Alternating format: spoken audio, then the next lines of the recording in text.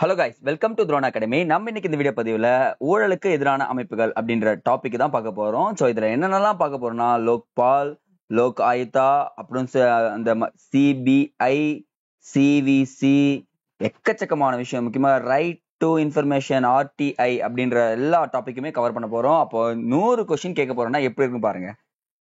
Sir உண்மையா சொன்னா அந்த 100 கொஸ்டின் எடுக்கிறதுக்கும் நானும் சாருமே ரொம்ப எப்படி சொல்றது, ரிப்பீட் ஆகக்கூடாது, நிறைய விஷயங்கள் பண்ணியிருக்கோம். ஸோ இந்த கொஸ்டின்ஸை தெளிவா படிச்சு யூட்டிலைஸ் பண்ணிக்கோங்க. கண்டிப்பா நான் ஷோர் ஷாட்டா கேரண்டி தரேங்க, 100% உங்க எல்லாருக்குமே. G2ல இதுல இருந்து கொஸ்டின்ஸ் கண்டிப்பா வரும். 100 கேள்வியில இப்பவே 2 கேள்வி இல்ல 3 கேள்வி எழுதி உங்க பக்கத்துல வச்சுக்கோங்க. சரி, 75 கொஸ்டின்ஸ்ல மீதி எல்லாமே அடிச்சுக்கலாம். சரியா, ஸ்டார்ட் பண்ணலாமா? ரெடியா? எல்லாரும் தம்ஸ் அப் போட்டுருங்க போகலாம். ரெடி சார் ஃபைட் பண்றதுக்குன்ட்டு. ஓகே, ஸ்டார்ட் பண்ணலாமா? ஃபர்ஸ்ட் கொஸ்டின் ஸ்பீடா தாங்க போகும். தகவல் அறியும் உரிமை சட்டத்தின் மூலம் முதலில் நடைமுறைப்படுத்திய நாடு.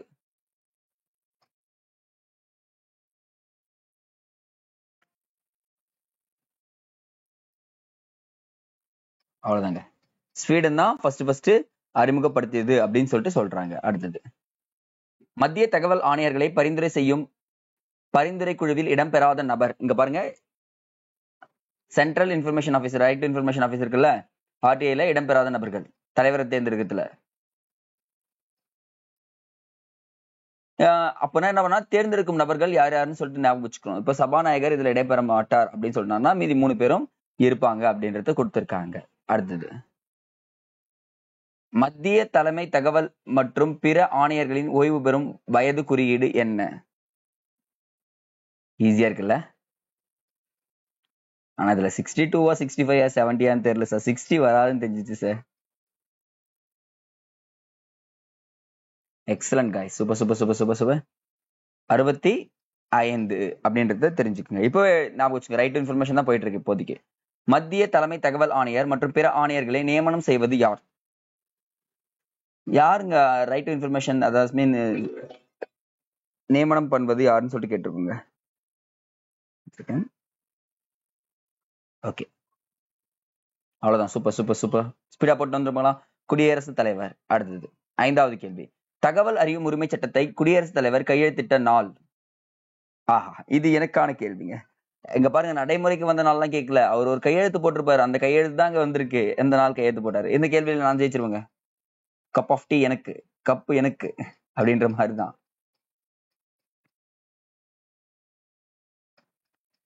யார் கரெக்டா போறேன்னு பார்க்கலாமா? அவ்வளவுதான், ஜூன் 15 2005 தான் போட்டிருப்பாங்க. அடுத்தது, 6வது கேள்வி, தகவல் அறியும் உரிமை சட்டத்தை நடைமுறைப்படுத்திய நாடுகளில், உலக நாடுகளில் வரிசையில் இந்தியா எத்தனாவது இடம் வகிக்கிறது?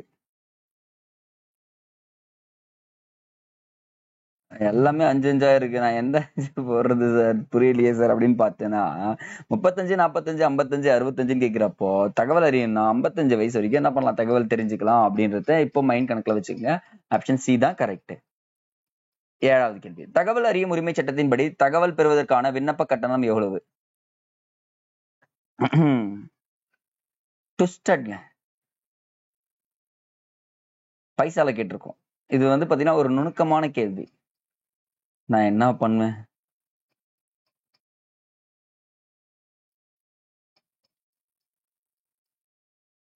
ஆப்ஷன் சி, 1000 பைசா இருந்தா போதுமானதுங்க. அடுத்தது, ஆர்டிஐ நடைமுறைப்படுத்தப்பட்ட நாள், ரைட் டு இன்ஃபர்மேஷன் நடைமுறைப்படுத்தப்பட்ட நாள் கரெக்டா சொல்லுங்க பார்க்கலாம்.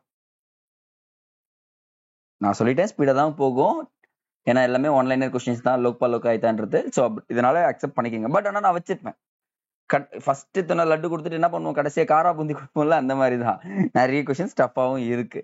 அடுத்தது, 9th கொஸ்டின்ஸ், மத்திய தலைமை ஆணையருக்கு வழங்கப்படும் சம்பளம் யாருக்கு நிகரானது? இது ஒரு இம்பார்ட்டன்ட் கொஸ்டின்.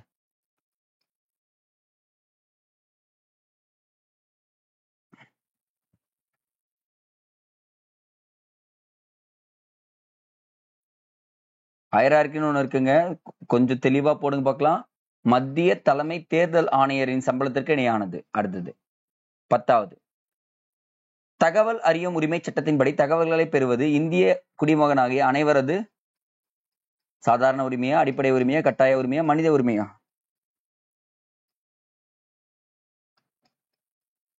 இந்த கொஸ்டினும் கேட்கறதுக்கு நிறைய சான்ஸ் இருக்கு. இதுல இந்த மாதிரி கொஸ்டின்ஸ் எல்லாம் நீங்க கண்டிப்பா குழம்புறதுக்கு வாய்ப்பு இருக்கு. சிலருக்கு என்ன தோணும், மனித உரிமை தோணும், இது என்னோட மாதிரி கட்டாய உரிமை தோணும், சாதாரண உரிமையும் தோணும், அடிப்படை உரிமைன்னு தோணும். ஆனா இதுல தனி தகவல் அறியும் சட்டத்தை என்ன கொடுத்துருவாங்கன்னா அவனுடைய பேசிக் ரைட்ஸ் அப்படின்னு சொல்லுவாங்க, அடிப்படை உரிமை அப்படின்றது. சோ இது ஃபண்டமெண்டல் ரைட்ஸ்ல ஆட் ஆகும், கொஞ்சம் நோட் பண்ணி வச்சுங்க. அடுத்தது 11வது கேள்வி. மத்திய தகவல் ஆணையம் தனது ஆண்டறிக்கையை யாரிடம் சமர்ப்பிக்கிறது?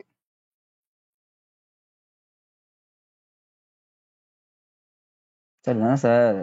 பாராளுமன்றம் கொடுத்துருக்கீங்க, தணிக்கை கணக்காளர் கொடுத்துருக்கீங்க, பொது கணக்கு குழுன்னு ஒண்ணு இருக்கு, மத்திய அரசுன்னு இருக்கு, எது சார் நான் போடுறது அப்படின்னு சொல்லிட்டு கன்ஃபியூஷன் இருக்கா? ஸ்பீடா போடுங்களேன் கொஞ்சம் கைஸ்.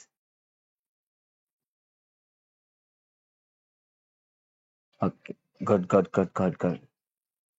ஆப்ஷன் சி தான் கரெக்ட். ஓகேங்களா? அடுத்தது மத்திய அரசுக்கு தாங்க சமர்ப்பிப்பாங்க. மத்திய தகவல் ஆணையம் எந்த நீதிமன்றத்துக்கு நிகரான அதிகாரத்தை பெற்றுள்ளது?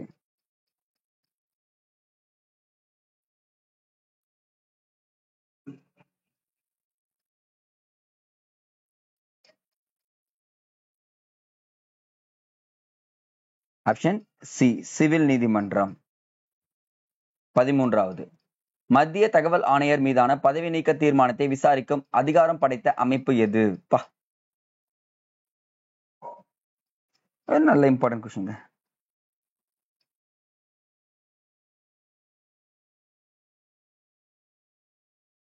ராணுவ நீதிமன்றம் வரமாட்டாங்க, உயர் நீதிமன்றம் வரமாட்டாங்க. உயர் நீதிமன்றம் வருதுன்னா வரமாட்டாங்கன்னா இவங்களும் வரமாட்டாங்க. அப்ப ஆப்ஷன் என்னது? உச்ச நீதிமன்றம் மட்டும்தான் விசாரிக்க முடியும். சரிங்களா? மத்திய தகவல். அதே மாநில தகவல் ஆணையம்னா யார் விசாரிக்கலாம் பாத்தீங்கன்னா உயர் நீதிமன்றம் விசாரிக்கலாம் அப்படின்ற ஒரு பேசிக் அப்படியே இங்கே கன்க்ளூட் வச்சுக்கோங்க. அடுத்தது, தகவல் பெறும் உரிமை சட்டத்தின்படி தகவல் பெறும் வழிமுறைகள் கீழ்கண்ட எது ஒன்று இடம்பெறாது? கேள்வி தெளிவா பிடிச்சு ஆன்சர் பண்ணுங்க.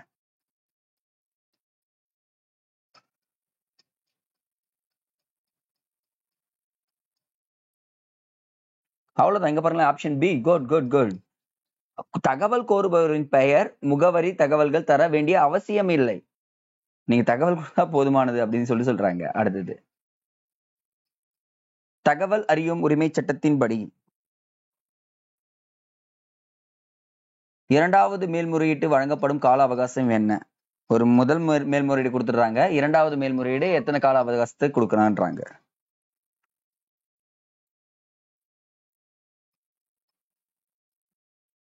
Good good good good. 90 நாட்கள் வரைக்கும் கொடுத்துடலாங்க. அடுத்தது,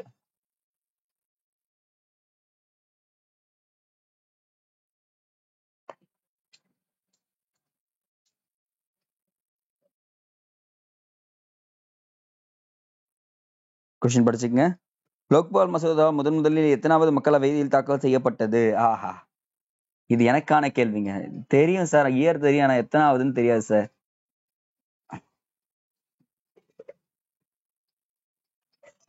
4வது மக்களவையில் இடம்பெற்றுள்ளது. அடுத்து 17வது. லோக் ஆயுக்தா சட்டத்தை தமிழக அரசு நடைமுறைப்படுத்திய ஆண்டு?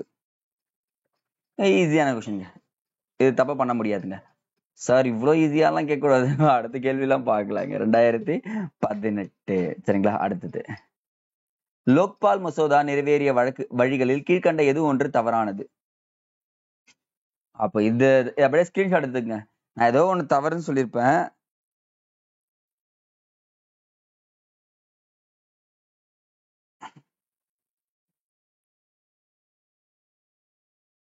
தவறுன்னு கேட்டிருக்கேன், சரின்னு கேட்கல. காய்ஸ், இந்த மாதிரி கொஸ்டின்ஸ் தான் என்ன பண்ணணும், மாநிலங்களவையில் எப்ப நிறைவேற்றப்பட்டது, மக்களவையில குடியரசுத் தலைவர் எப்போது ஒப்புதல் கொடுத்தாரு அப்படின்னு தெரிஞ்சிருச்சுன்னா நம்ம என்ன பண்ணலாம், மேற்கண்ட அனைத்து தப்புன்னு போட்டுடணும், எதுவுமே சொல்லக்கூடாது. இதுல எல்லாமே தப்பு தாங்க. அடுத்ததுங்க 19th கொஸ்டின். குறைக்கேள் அதிகாரின்னு வருங்க, குறிக்கோள் அதிகாரி கொடுத்துருக்கோம். ஸோ ஆம்புட்ஸ்மேன், இந்த லோக்பால் இருக்காரு பார்த்தீங்களா, அமைப்பை முதலில் தொடங்கிய நாடு மற்றும் ஆண்டு. ஐயா, நான் நாடு பத்தி கேட்டிருக்கேன், இது என்ன ஆண்டு புதுசா இருக்கு தோணும். டிஎன்பிசில அவர் என்ன கொஸ்டின் கேட்குறீங்க, எல்லா கொஸ்டினும் அடிக்கிற அளவுக்கு நான் உங்களை தயார்படுத்துறோம். அவ்வளவுதாங்க. ஆப்ஷன் ஏ ஸ்வீடன் 1809ஆம் ஆண்டு தான் சொல்றாங்க. அடுத்தது, லோக்பால் அமைப்பின் பரிந்துரைக்கும் குழுவில் இடம்பெறும் நபர்களில் கீழ்கண்ட எவர் ஒருவர் இடம்பெற வாய்ப்பில்லை? இந்த லோக்பால் இருக்குல்ல, அதுல செலக்ஷன் கமிட்டின்னு ஒண்ணு இருக்குங்க, அதுல ஒருத்தர் கிடையாது. யாருங்க அவரு?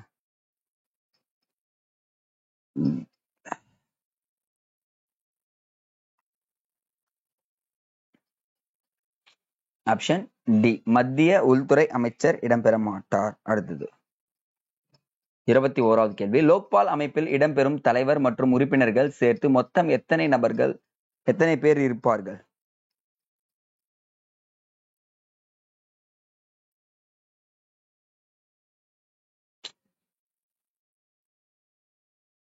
குட் குட் குட் குட் 9 நபர்கள். காய்ஸ், இந்த கொஸ்டின்ஸ் தெரியலன்றத விட நல்லா கவனிச்சுக்குங்க. நீங்க தெரிஞ்சுக்கிறீங்கன்றத பாத்துக்கலாம். சார், எனக்கு இந்த கொஸ்டின் தெரியலன்றது பெரிய விஷயமே கிடையாது.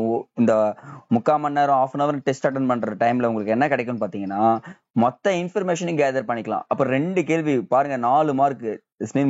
அந்த மார்க்கை நீங்க மிஸ் பண்ணவே கூடாது. அப்ப அந்த 2 கேள்வி நீங்க அடிச்சீங்கன்னா உள்ள செலக்ட் ஆயிடுவீங்க அப்படின்றது தெரியணும். அது 3 மார்க்குங்க. தப்பா சொல்லிட்டேன். நெக்ஸ்ட் எழுதுங்க. யார் தலைமையில் அமைக்கப்பட்ட நிர்வாக சீர்திருத்த ஆணையம் லோக்பால் அமைப்பை பரிந்துரை செய்தது?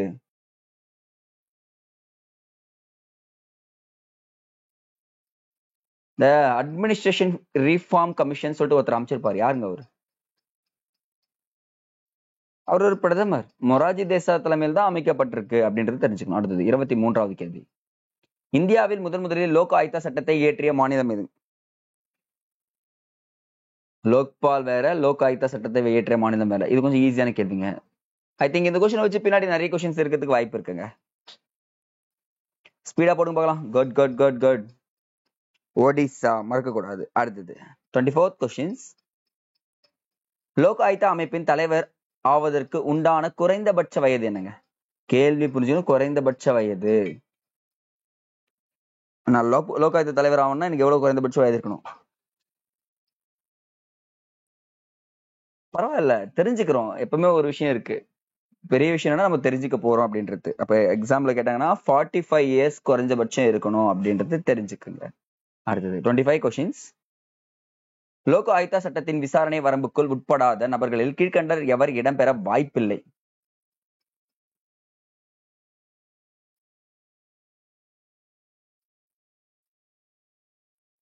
விசாரணையில இவர் தலையிடவே வரவே மாட்டாங்களாம்.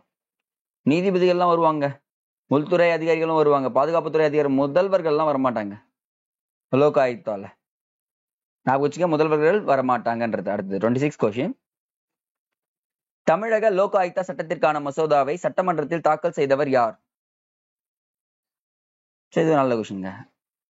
கரண்ட் அஃபேர்ஸ் ரெகுலரா ஃபாலோ பண்ணா அடிச்சுட்டு இருக்கலாம். இதை இல்ல சார், நம்ம வருஷம் ஒரு மேகசின் படிக்கிறனால அடிச்சிடலாம். Option C. இன்ஃபர்மேஷன் ஸ்கிரீன்ஷாட் எடுத்துங்க. டி ஜெயக்குமார். காய்ஸ், உங்களுக்கு தனியா நோட் போட்டுங்க. அந்த நோட்ல இன்னைக்கு உங்களுக்கு தெரியாத இன்ஃபர்மேஷனை இன்னைக்கே அந்த ஒர்க்கை முடிச்சிருங்க. நான் சொல்றேன், டைம் இன்னைக்கு நீங்க வேஸ்ட் பண்ணீங்கன்னா இந்த 1 மணி நேரம் அடுத்த நாட்கள் தள்ளி போகும். சோ அதனால இப்பவே முடிச்சிடுறீங்க. அடுத்தது 27. முதலமைச்சர் பெண் குழந்தை பாதுகாப்பு திட்டத்தில் கீழ்கண்ட எது ஒன்று தவறானது?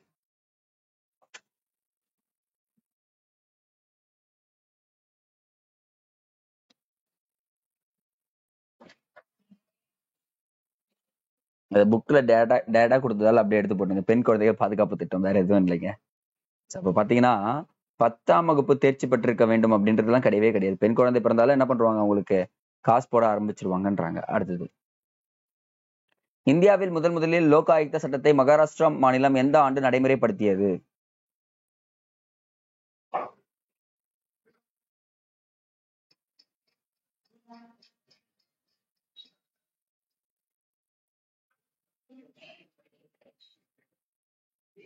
Option C, 1971. அடுத்தது, லோக் ஆயுக்தாவின் அதிகார வரம்பில் கீழ்கண்ட எது ஒன்று பொருந்தாது? அவங்களுடைய அதிகார வரம்புல இவங்க விசாரிக்க முடியாது.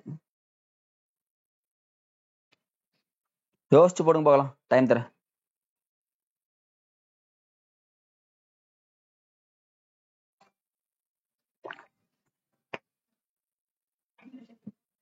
என்ன பண்ண முடியாது? ஊழல் செய்த அதிகாரிகளை பதவி நீக்கம் செய்ய முடியாது.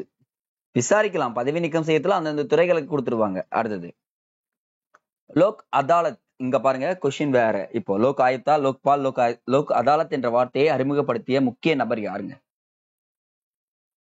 நம்ம விஜய் அந்த படத்துல நடிச்சிருப்பாருங்க. அந்த படம் 90s கிட்ஸ்ல பயங்கர ஃபேமஸ். விஜய் வருவார்ல, பகவதின்னு வருவார்ல, அவர் தாங்க. BN பகவதி. நோட் பண்ணி வைங்க. ஸோ கொஸ்டின்ஸ்ல கேட்டாங்கன்னா மிஸ் பண்ணக்கூடாது. அப்போ லோக் அதாலத்னா பகவதி வந்துட்டாருன்னு அர்த்தம். சரிங்களா? அடுத்தது 31வது கேள்வி. நாடு முழுவதும் எந்த நாளில் மெகா லோக் அதாலத் நடைபெற்றது? கொஸ்டின் கேது. எக்கச்சக்கமான கேசஸ் வந்து பாத்தீங்கன்னா விசாரிக்கப்பட்டுதான்.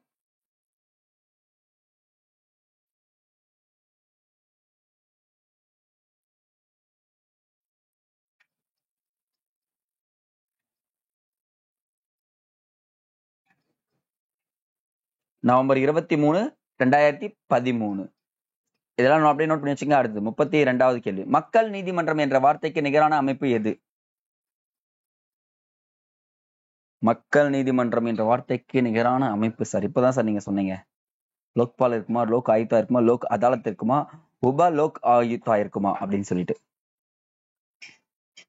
ஆப்ஷன் சி லோக் அதாலத் தான் இருக்கும். ஏன்னா சின்ன சின்ன வழக்குகளை கூட கிராமங்கள்ல கூட விசாரிக்கக்கூடிய அமைப்பு தான் அது.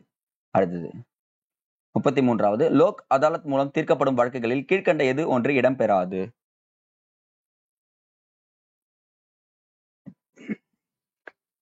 இப்போ பண பிரச்சனைகள் எல்லாம் விசாரிப்பாங்க, சொத்து பிரச்சனைகளை விசாரிப்பாங்க, விபத்து ஏற்படுவதை விசாரிப்பாங்க. ஆனா குற்றவியல் வழக்குகளை யாரும் விசாரிக்க மாட்டாங்க, இவங்க விசாரிக்க மாட்டாங்க, நீதிமன்றங்கள் தான் போகணும் அப்படின்றத சொல்றாங்க. அடுத்தது 34வது. இந்தியாவில் முதலில் லோக் அதாலத் குஜராத் மாநிலத்தில் எந்த ஆண்டு அமைக்கப்பட்டது? எந்த நாள் கூட கொடுத்திருக்கேன். கரெக்டா சொல்லுங்க பார்க்கலாம்.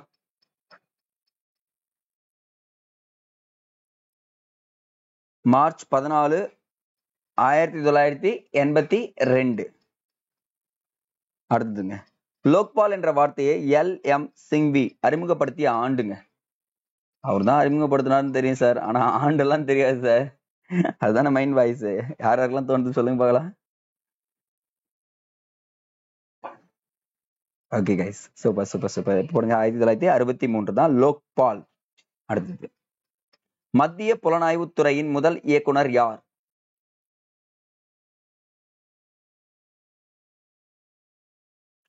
இந்த கோலி 6 அடிப்பாரு தெரியுமா? அதே மாதிரி மத்திய புலனாய்வுத்துறையில முதல் இயக்குனர் யாருன்னா டிபி கோலி அப்படின்றத ஞாபகம் வச்சுக்கோங்க, போதுமானது.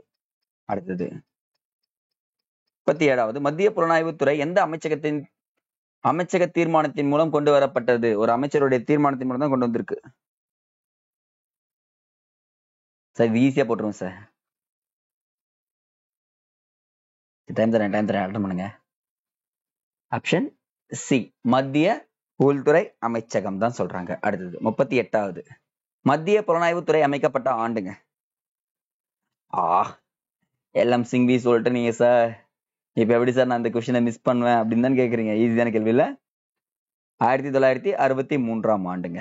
அடுத்தது 39வது. மத்திய ஊழல் கண்காணிப்பு ஆணையத்தின் தலைவர் மற்றும் உறுப்பினர் நியமன குழுவில் இடம்பெறுவர். யாரெல்லாம் இடம் பெறுவாருங்க? இது வரைக்கும் இடம் பெறாதவர் தான் சார் கேட்டிருந்தீங்க. யாரெல்லாம் இடம் பெறுவார் கேட்டிருக்கீங்க. என்ன பண்றது?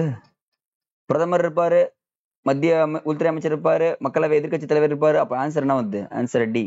மேற்கண்ட அனைவரும் என்ன பண்ணுவாங்க? இடம் பெறுவாங்க. அப்ப நோட் பண்ணுங்க, இந்த இடத்துல எழுதிக்கணும். அடுத்தது. மத்திய ஊழல் கண்காணிப்பு ஆணையகத்தின் பதவி காலம் என்னங்க சார்? இந்த இடத்துல நீங்க 5 ஆண்டுகளை மறந்துடுங்க. நான் உங்களுக்கு ஆப்ஷன்ல சொல்லிடுறேன். 5 ஆண்டுகள்லாம் கிடையவே கிடையாது. ஊழல் கண்காணிப்பு ஆணையத்தின் பதவி காலம் ஆப்ஷன் பி 4 ஆண்டுகள் அல்லது 65 வயது. அடுத்தது 41வது கேள்வி. மத்திய ஊழல் கண்காணிப்பு ஆணையத்திற்கு சட்டப்பூர்வ அங்கீகாரம் வழங்கப்பட்ட ஆண்டு?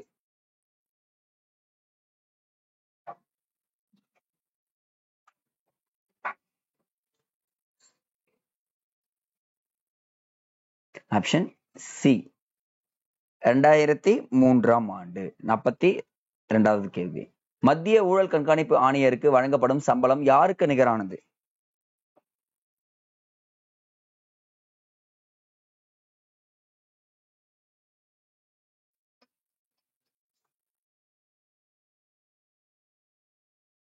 பாருங்க, தகவல் ஆணையர் வேற கொடுத்திருந்தேன், இங்க வேற கொடுத்திருக்கேன். தெளிவா ஆன்சர் பண்ணணும்.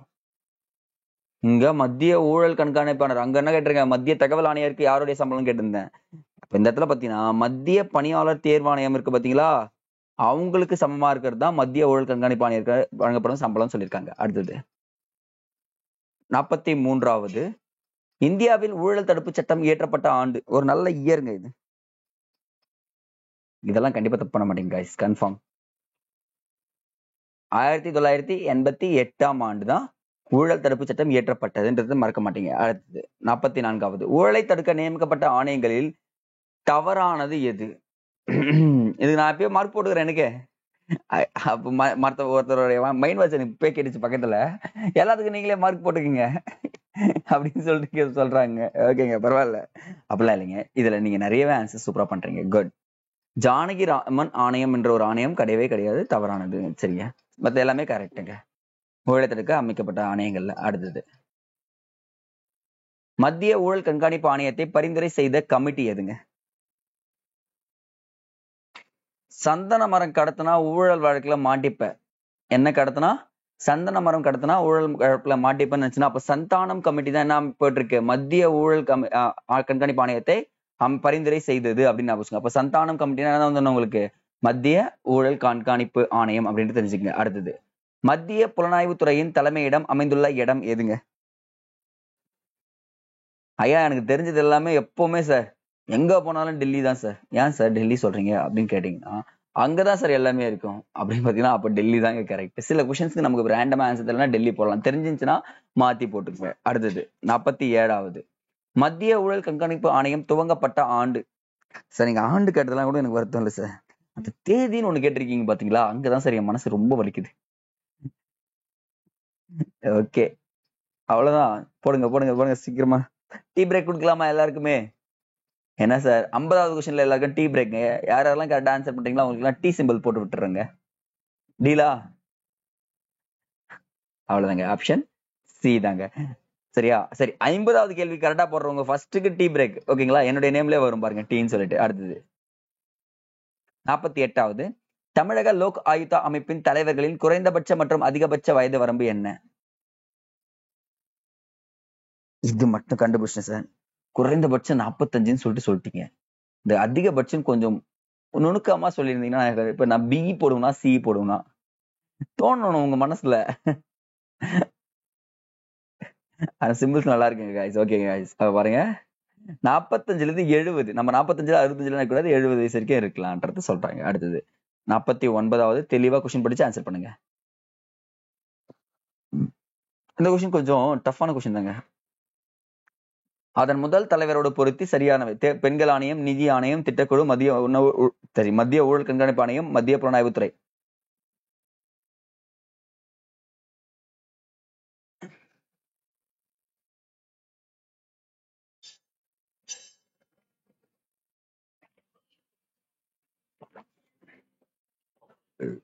சரி, ஐ திங்க் ஏ வராது. ஏன்னா செகண்ட் ஒன் யாரு? நியோகி அப்படின்றது கரெக்ட், நிதி ஆணையத்துக்கு. அப்ப மீதி மூணுமே வருதா? வருது. அப்பதான் நம்ம பார்த்தோம், அந்த டிபி கோஹி வந்து பாத்தீங்கன்னா அது கிடையவே கிடையாது. அப்ப ஃபோர்த் ஒன்னும் வராது, அப்போ அனைத்துன்றதும் வராது. முடிஞ்சிச்சா? அப்ப என்னதான் சார் ஆன்சர் பாத்தீங்கன்னா 1 and 2 மட்டும்தான் ஆன்சர். சி தான் ஆன்சர், ரைட். மீதி எல்லாமே தப்பா கொடுத்துருக்கோம். சரிங்களா? அடுத்தது 50வது, உறுப்பினர்களின் எண்ணிக்கையை பொறுத்து தவறானது. நான் சொன்னேன் போக போக டஃப் இன்னும் அதிகமாயிட்டு இருக்குன்ட்டு. எதுல எவ்வளவு உறுப்பினர்கள், இது தவறானதுன்னு சொல்லிட்டு சொல்லுங்க.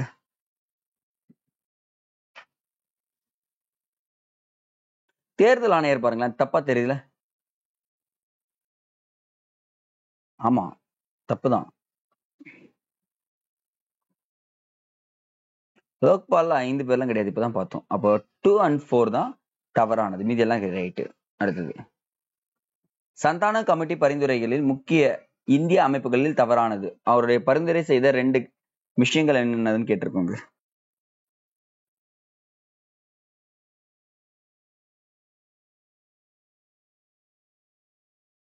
சரியானதுன்னா நான் என்ன பண்ணுவேன், இது ரெண்டுத்தையும் சரின்னு போட்டுருவேன். தவறாதுன்னா 2 3 4 5 அப்படின்றது 3 4 5 அப்படின்றத ஆட் பண்ணிடுவேன். சரிங்களா? அடுத்தது 52வது, யாரால் அமைக்கப்பட்ட சந்தான கமிட்டி மத்திய ஊழல் கண்காணிப்பு ஆணையத்தை அமைக்க பரிந்துரை செய்தது?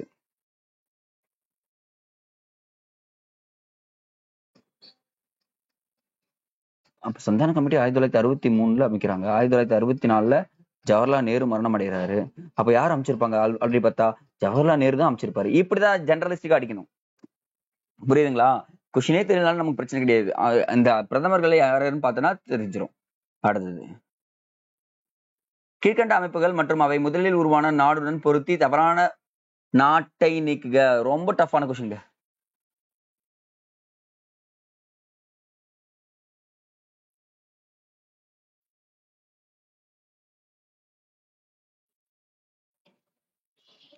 ஆப்ஷன் ஏ தாங்க தவறு. 3 and 5 மட்டும் தான் தப்பு. மீதி எல்லாமே சரக்கு மற்றும் சேவை வரி என்னது நம்ம எங்க இருந்து பெற்று ஃபர்ஸ்ட் உருவான நாடுனா பிரான்ஸ் வந்துரும். சரிங்களா? இந்த பாருங்க லோக்பால் வந்து அமெரிக்கா கிடையாது, ஸ்வீடன் நாடு அப்படின்னு சொல்லுவாங்க தெரியுங்களா? அங்க வந்து பெறப்பட்டது. மீதி எல்லாமே ரஷ்யா திட்டக்குழு, நிதியோக அமெரிக்கா, தகவல் அறியும் உரிமை சட்டம் ஸ்வீடன், இது எல்லாமே கரெக்டுங்க. இப்போ இன்கேஸ் ஆஃப் எக்ஸாம்பிள் கேட்டாலும் நீங்க மிஸ் பண்ணாம அடிச்சிடணும். இத சட்டங்கள் நடைமுறைப்படுத்த ஆண்டோடு பொருத்தி சரியானதை கண்டுபிடி. யார் ஆன்சர் பண்றாங்களோ அவங்களுக்கு சாக்லேட் தரலாம்.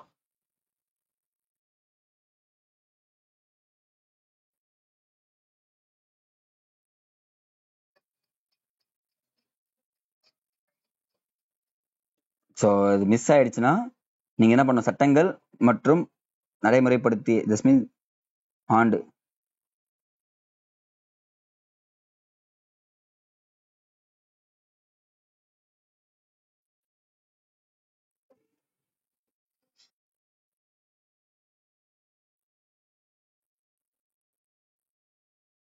டேட் தான் மாறி இருக்கும்ல. எக்ஸாக்ட்லி 1 2 3 மூணுமே கரெக்டா இருக்குங்க இங்க. சரிங்களா? அப்போ இதை மட்டும் ஆட் பண்ணுங்க, போதுமானது. அடுத்தது. மத்திய ஊழல் கண்காணிப்பு ஆணையர்களை எந்தெந்த காரணங்களுக்காக குடியரசுத் தலைவர் பதவி நீக்க செய்ய முடியும்?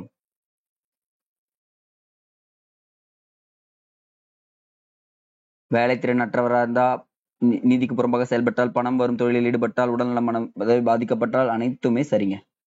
டி ஆன்சர் போடுங்க எல்லாருமே மார்க். அடுத்தது 56வது. தகவல் அறியும் உரிமை சட்டம் பொறுத்து தவறான கூற்று எது? பாருங்க, நல்ல கொஸ்டின் இது. இந்த கொஸ்டின்ல நீங்க தப்பு பண்ணக்கூடாது.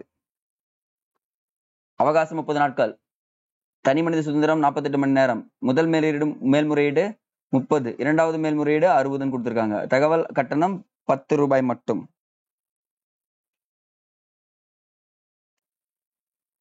ஐ திங்க் 3 and 4 தப்புன்னு நினைக்கிறேன். மீதி எல்லாமே கரெக்டுங்க. அப்போ 3 and 4 தப்புன்றது தெரிஞ்சுக்குங்க. அடுத்தது. லோக்பால் சட்டம் முதலில் மக்களவையில் தாக்கல் செய்யப்பட்ட ஆண்டு? 4வது மக்களை 1968ஆம் ஆண்டுங்க. அடுத்தது 58வது கேள்வி. சோ தெளிவா ஆன்சர் பண்ணுங்க. இதுக்கு உங்களுக்கு எக்ஸாம்ல மார்க் கொடுப்பாங்க. சோ என்னன்னா இந்த பக்கம் ஏ வந்திருக்கலாம், ஏன்னு வச்சுக்கோங்க. இந்த பக்கம் 1 2 3ன்னு வச்சுக்கோங்க. மிஸ்டேக் தான். ஸோ 1க்கு நேரா எந்த பகுதி அப்படின்றத பாத்துங்க. இப்போ இந்த பக்கம் ஏ பி சி டி இன்னு போட்டுக்கங்க. 1 2 3 4 5 போட்டுக்கங்க. இப்போ போடுங்க பார்க்கலாம், டைம் தர.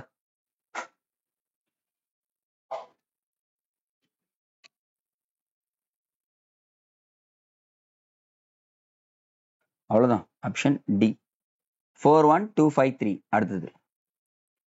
லோக் ஆயுக்தா தலைவரையே பதவி பிரமாணம் செய்பவர் யார்?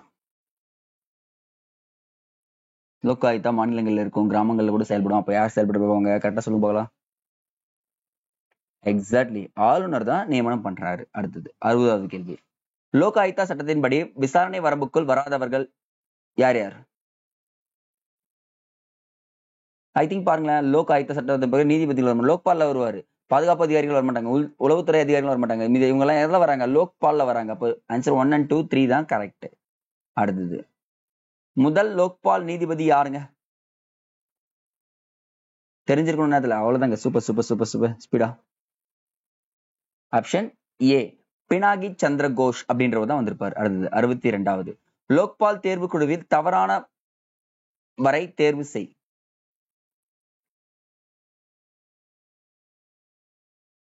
லோக்பால் தேர்வுக்குள்ள இவர் இருக்க மாட்டார். நீங்க கவனிச்சிருந்தா பாத்துக்கலாம், இந்திய கேக்னு ஒரு அமைப்பு இருக்குல்ல, CAG அப்படின்னு சொல்லக்கூடிய கேக் என்ற கம்ப்யூட்டர் ஆடிட் ஜெனரல் அப்படின்ற ஒரு எதுலையுமே வர மாட்டார். யாருக்கும் தேர்வுக்குள்ள வரவே மாட்டார்ன்றது தெரிஞ்சுக்கணும். அடுத்தது. லோக் அதாலத் மூலம் தீர்க்கப்படும் வழக்குகளை தேர்வு செய்.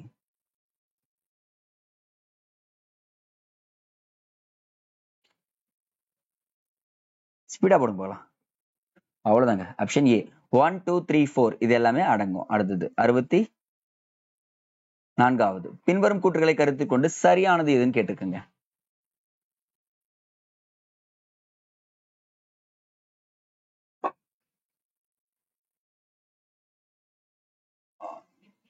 எனக்கு தெரிஞ்சு டெல்லி போலீஸ் ஆக்ட் தான் வந்து பாத்தீங்கன்னா டெல்லி போலீஸ் ஆக்டில் தான் வந்து பாத்தீங்கன்னா இந்த ஊழல் கண்காணிப்பு ஆணையம் அமைக்கப்படும். ஆனா பரிந்துரை பாத்தீங்கன்னா சந்தான குழு தான். ஆனா அமைக்கப்பட்டதுன்ற வார்த்தை கிடையாது.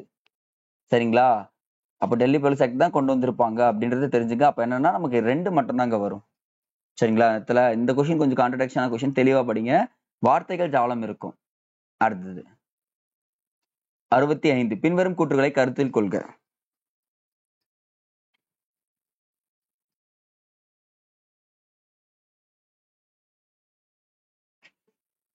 கண்டிப்பா கிடையாது. மத்திய அரசு ஊழியர்களுக்கு மட்டுமே என்ன பண்ண கூடாது, விசாரிக்கிற அமைப்பெல்லாம் கிடையாது. 2 பேரையுமே விசாரிக்கலாம் அப்படின்னு சொல்றாங்க. சோ இந்த இடத்துல என்ன பண்ணுது, தவறானதுன்னு சொல்லிட்டு கேட்டிருக்காங்க. அப்போ 2ம் தவறானது. இவங்களுக்குன்னு சொல்லிட்டு தனியா எதுவுமே கிடையாது அப்படின்றது தெரிஞ்சுக்கங்க. 2ம் தவறானது. அடுத்தது 66வது.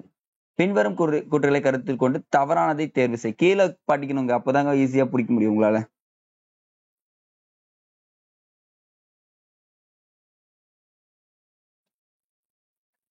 First one right. Second one பாருங்க. அதிகாரம் இல்லை எல்லாம் கிடையவே கிடையாது. அதிகாரம் இருக்கு. அப்ப என்ன செகண்ட் ஒன் 2 மட்டுமே தவறானது அப்படின்னு தெரிஞ்சுங்க. சரின்னு கேட்டதா என்ன போட்டுக்கலாம், நம்ம 1 சரின்னு போட்டுக்கலாம். அப்போ ஃபர்ஸ்ட் செகண்ட் ஒன் தப்பு. அடுத்தது 67வது. தவறான கூற்றை கண்டறிக.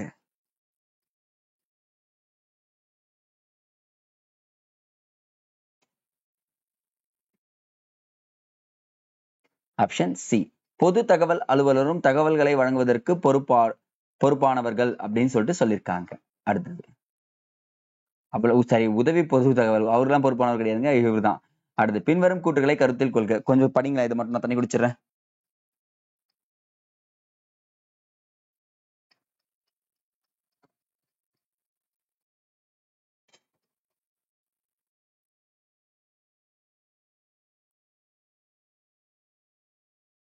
அறுபத்தெட்டாவது ஏ 2ம் சரியானவை மற்றும் ஆர் என்பது ஏயின் சரியான விளக்கம் தான் கொடுத்திருக்காங்க. அடுத்தது பின்வரும் கூற்றுகளை கருத்தில் கொண்டு தவறானதை தேர்வு செய். தெரியலீங்களா? ஓகேவா?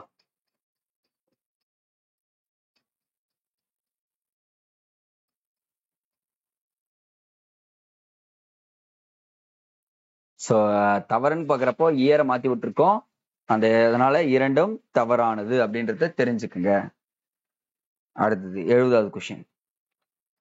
சீக்கிரமா ஒன்றல்ல இன்னைக்கு. பொருந்தாத ஒன்றை கண்டறியவும்.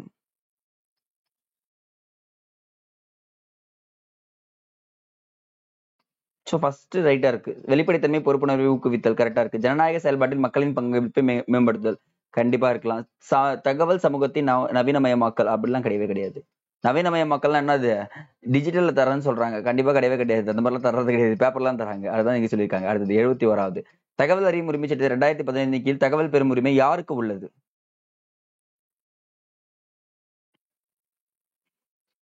அரசு அதிகாரிகளுக்கு அந்த மட்டும்ன்ற வார்த்தை தாங்க இங்க கொஸ்டின்ஸ்ல நீங்க தெளிவா பார்க்க வேண்டியது. அரசு அதிகாரிகளுக்கு மட்டும் கிடையாது. 18 வயதுக்கு உட்பட்ட மேற்பட்டவர்கள் கிடையவே கிடையாது. அரசு ஊழியர்களுக்கு மட்டும் கிடையாது. சட்டத்தின் விதிகளுக்கு உட்பட்ட அனைத்து குடிமக்களுக்கும் என்ன இருக்கு, நீங்க தகவல் கொடுத்தே ஆகணும் அப்படின்னு சொல்லிட்டு சொல்றாங்க. அடுத்தது 72வது. கருத்தில் கொள்க. இது சரியானதுன்னு கேட்டிருக்கேன். கொஸ்டின் படிச்சுட்டு ஆன்சர் பண்றேங்க. உண்மைதான். தகவல் ஆணையரிடம் தகவல் அறியும் சட்டத்தை அமல்படுத்த போதுமான அதிகாரங்கள் கிடையாது. யார்கிட்ட இருக்கு? பாராளுமன்றத்துக்கிட்ட தான் இருக்கு. அப்ப 2மே சரியானது அப்படின்றத தெரிஞ்சுக்கங்க. அடுத்தது 73. கருத்தில் கொள்க. தகவல் அறியும் சட்டத்தின் மூலம் கூட தகவல்களை வெளியிடாத அதிகாரம் பின்வரும் எந்த சட்டங்களுக்கு உள்ளது?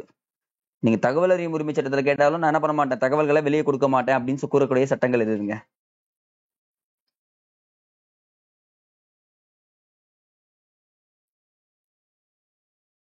Option d. மேற்கண்ட அனைத்தும் வரும். அடுத்தது 74வது. பின்வரும் கூற்றுகள் கருத்தில் கொள்க. சரியானதை தேர்வு செய்க.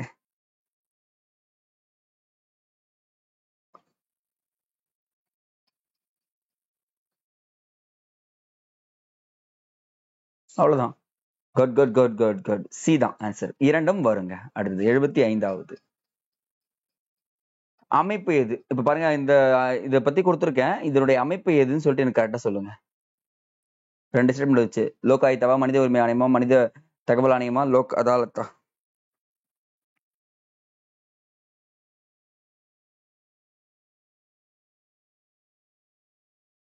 Option B. லோக் ஆயுக்தா தான் சொல்லுவாங்க. அடுத்தது 76வது. இந்திய புலனாய்வு குழு உள்ளிட்ட மத்திய புலனாய்வு அமைப்புகளை மேற்பார்வையிட்டு நெறிமுறைப்படுத்தும் அமைப்பு எதுங்க? அவங்களே ஒரு பிரச்சனைனா அவங்களுக்கே ஒரு பிரச்சனை ஒருத்தர் வருவாரு. யார் சார் அவரு? அவர் தாங்க கோபால் என்கின்ற லோக்பால். அவர் தான் வந்து பார்ப்பாங்க, நெறிமுறைப்படுத்துவாங்க. அடுத்தது 77வது. சோ கொஸ்டினை படிச்சுக்கங்க. கீழே இருக்க அமைப்பு யாருன்னு சொல்லுங்க பார்க்கலாம். இது டஃபஸ்ட் கொஸ்டின்ங்க. கஷ்டப்பட்டு ஃப்ரேம் பண்ணுங்க, பார்த்து சொல்லுங்க.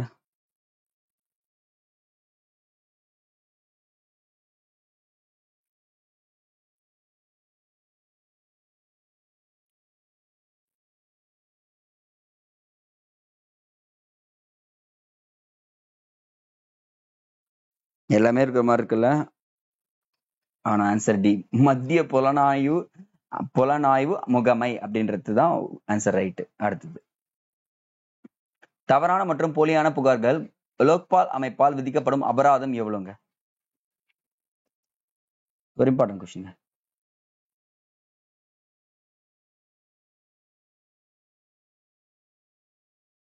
நிச்சயம் சூழ்ச்சி புரிவேன் என்பது கூறியிருந்தேன், கேட்டீர்களா? 1,00,000 ரூபாய் அபராதம், 1 வருடம் சிறைங்க.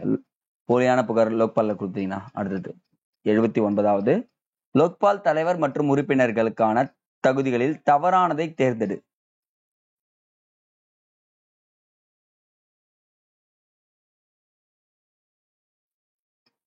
சரியானது கேட்கல. அது பாருங்களேன், ஆதாயம் தரும் பதவியில் வகிக்க வேண்டும் நான் கொடுத்துருக்கேன். அப்ப அதுதான் தவறு. ஓகேங்களா? அவ்வளவுதாங்க. அடுத்து 80வது. கொஞ்சம் பெருசா இருக்கும், பொறுமையா படிச்சுங்க. சரியாக புரிந்துள்ளது. ரொம்ப கஷ்டம் தான், பட் ஆனா நீங்க அடிப்பீங்க. இணைகளை கேட்டிருக்கேன். முதல் தேசிய மனித உரிமை ஆணைய தலைவர் வெங்கடச்செல்லையா. முதல் மத்திய ஊழல் தடுப்பு கண் தலைவர் அப்படின்னு பார்த்தீங்கன்னா சீனிவாச ராவ். முதல் மத்திய புலனாய்வு அமைப்பின் தலைவர் மாத்தூர். முதல் தேசிய பெண்கள் ஆணைய தலைவர் ஜெயந்தி பட்நாயக்.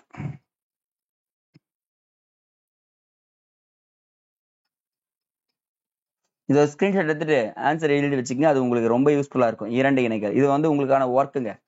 சார் என்ன சார் சொல்றீங்க? கண்டிப்பா ஒர்க் பார்க்கணுங்க. ஏன்னா சுந்தர் பிச்சையை நம்ம சும்மாவே உட்கார வச்சிருக்கோம் கூகுள்ல. அவருக்கு வேலை கொடுங்க. அடுத்தது பின்வரும் ஊழல் தடுப்பு அமைப்புகளில் சந்தான குழு பரிந்துரையால் நிறுவப்பட்டவை எது? நிறுவப்படாது கேக்குறீங்க, நிறுவப்பட்டது கேக்குறீங்க, நான் என்ன சொல்றது?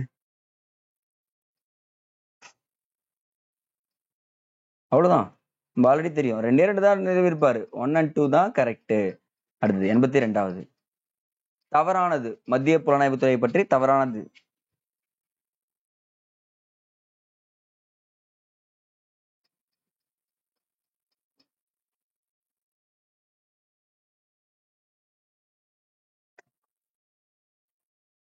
அப்படிலாம் கிடையாதுங்க.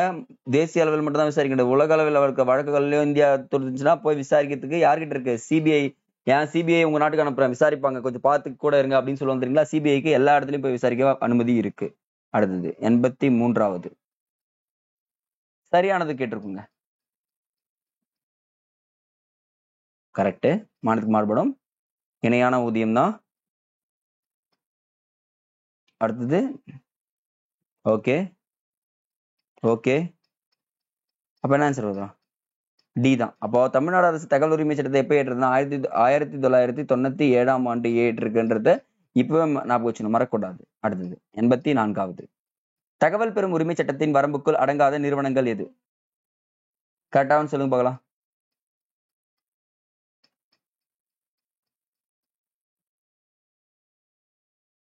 கண்டிப்பா இவங்க மாட்டாங்க. இவங்க கிட்ட நீங்க தகவல் கேட்கவே முடியாது. இவங்க கிட்டயும் தகவல் கேட்க முடியாது.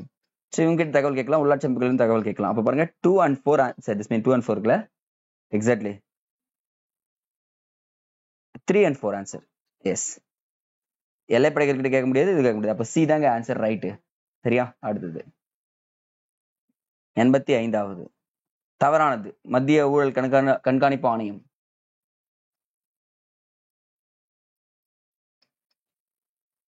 கரெக்ட். சந்தான குழுவின் பிரதிநிதிகள் அமைக்கப்பட்டது. ஆட்சித்துறை தீர்மானத்தின் மூலம் அமைக்கப்பட்டது. 2005 சட்டம் அந்தஸ்து பெற்றதுன்னு கிடையவே கிடையாது. அப்ப ஆப்ஷன் டி தான் தவறானது. டி போட்டவங்க எல்லாருக்கும் ஒரு மார்க் போட்டுக்கங்க. அடுத்தது 86வது.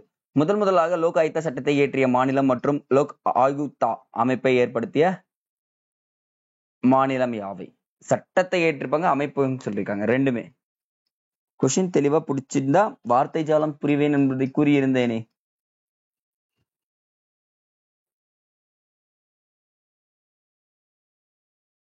ஆப்ஷன் ஏ ஒடிசா மற்றும் மகாராஷ்டிரா, இவங்க 2 மாநிலங்கள் தான் வருவாங்க. அடுத்தது மத்திய தகவல் ஆணையம் பின்வரும் எந்த அமைச்சகத்தின் கீழ் செயல்படுகிறது?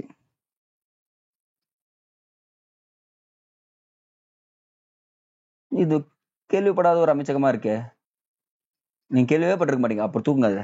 பணியாளர்கள் பொதுக்குறைகள் மற்றும் ஓய்வூதிய அமைச்சகம் கீழே தான் செயல்படுது அப்படின்னு சொல்றாங்க. அடுத்தது 88வது. ஓப்பா, கொஸ்டின் ரொம்ப பெருசு, கொஞ்சம் அட்ஜஸ்ட் பண்ணிக்கங்க. ஓகே, தெரியுதுங்களா? தெரியுது. ஓகே. மத்திய தகவல் ஆணையம் தொடர்பான பின்வரும் கூற்றுகளை கவனி.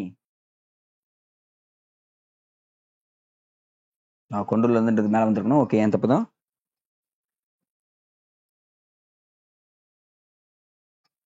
சரியானது.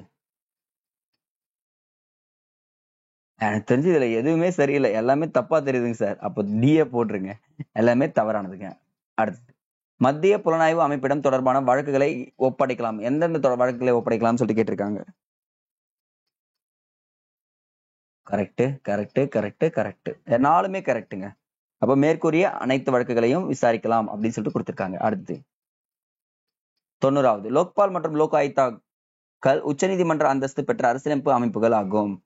லோக்பால் லோக் ஆயுக்தா அனைத்து உறுப்பினர்களும் நீதிமன்ற உறுப்பினர்களாக இருந்து இந்திய தலைமை நீதிபதியால் நியமிக்கப்படுகிறார்கள்.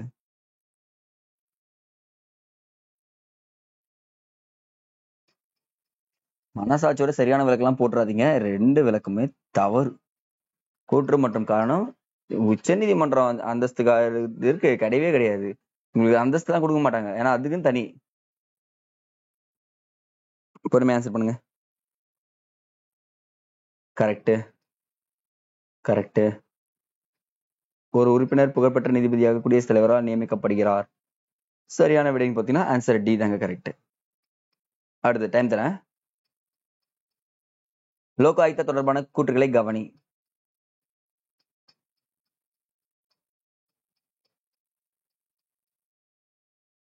அனைத்து மாநிலங்களிலும் ஒரே மாதிரியாக உள்ளது. லோக் ஆயுக்தா மாநில அரசாங்கம் நியமிக்கப்படுகிறது. கரெக்டுங்க. அப்போ 1 and 2 தான் ஆன்சர் ரைட், சி தான் ரைட். அடுத்து 93வது. ஆஹா, மன்னிச்சுங்க, சி அண்ட் டி தெரியலன்னா நான் இங்க ஆன்சர் எழுதுறேன். தெரியுதா பாருங்க, ஆன்சர் சில என்ன இருக்குன்னு பாத்தீங்கன்னா இங்க எழுதுறேன். சில 2 and 3ன்னு இருக்கும், டில 1 மட்டும் இருக்கும். சரியா? டில 1 மட்டும் இருக்கும். நான் இதை மட்டும் பார்த்துறேன், ஏன்னா கொஸ்டின் ரொம்ப பெருசு.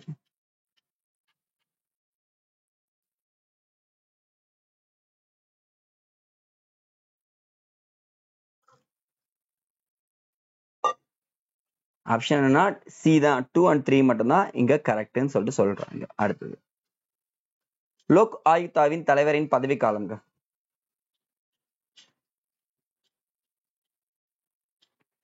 எங்கேயோ பார்த்த மாதிரி இருக்கு, ஆனா சொன்னேன் ரிப்பீட்டடா வரும், வார்த்தை ஜாலங்கள்ல புரிஞ்சு வரும்னு சொல்லிட்டு அவ்வளவுதான் ஸ்பீடா. 5 ஆண்டுகள் 70 வயது. அடுத்தது லோக்பால் என்பதன் பொருள் என்னங்க?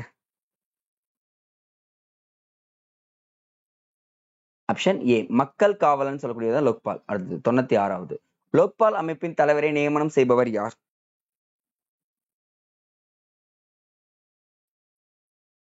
சார் இதெல்லாம் ஈஸியான கேள்வி சார், நான் முதல்ல போடுறேன் சார் அப்படின்னு சொல்லிட்டு ஆன்சர் போட்டுருந்தோம். ஜனாதிபதி. குட்ங்க. அடுத்து பாருங்க, இதுக்கப்புறம் இது பாருங்க, செம ட்விஸ்டடான கொஸ்டின். யாரும் ஆன்சர் பண்ண போகலாம்? எனக்கு தெரியாது, அதெல்லாம் கேட்கிறேன். இது நான் எதிர்பார்க்கவே இல்லை சார், அதான் உங்க மனசுக்குள்ள தோணுது. ஈஸியா தான் சார் இருக்கு. ரைட் டு இன்ஃபர்மேஷன், இன்ஃபார்மா, ரைட் டு இன்ட்ரோகேஷனா, ரைட்ஸ் டு இன்ஃபர்மேஷனா, ரைட் டு இன்ஃபர்மேஷன். அங்க பாருங்க எஸ்ன்னு ஆட் பண்ணிட்டேன், இங்க எஸ்ன்னு ஆட் பண்ணிட்டேன். அப்ப இது 2 கிடையாது. இன்ஃபர் கிடையாது, இன்ஃபார்ம் கிடையாது, இன்ஃபர்மேஷன். அப்ப என்ன வரணும் ஆன்சர்? பி தான் வரணும். இந்த மாதிரி கேள்வி தயவு செஞ்சு தப்பு பண்றாதீங்க. அடுத்தது இ நீதிமன்றங்கள் எந்த நீதிமன்றங்கள் திட்டம் எந்த ஆண்டு தொடங்கப்பட்டது? ஊழலுக்கு எதிரான அமைப்புகள்ல இ நீதிமன்றங்களும் இருக்குங்க, நீதிமன்றமே இருக்குன்னு கேட்டா. ஓகே, 2005. அவ்வளவுதாங்க. 99வது கேள்வி வந்துட்டோம். நால்சா அமைப்பு தேசிய சட்ட சேவைகள் அதிகாரம் எந்த ஆண்டு அமைக்கப்பட்டது?